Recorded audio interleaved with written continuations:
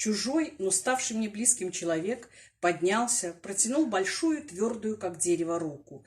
«Прощай, браток, счастливо тебе!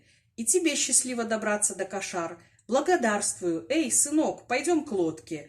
Мальчик подбежал к отцу, пристроился справа и, держась за полу отцовского ватника, засеменил рядом с широко шагавшим мужчиной. Два осиротевших человека, две песчинки, заброшенные в чужие края военным ураганом невиданной силы. Что-то ждет их впереди.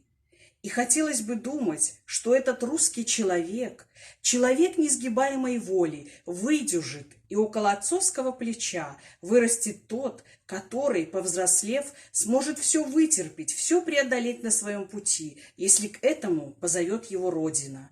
Во всех испытаниях, посылаемых судьбой, настоящий человек должен выстоять, не растратив, не заглушив самых добрых побуждений своего сердца.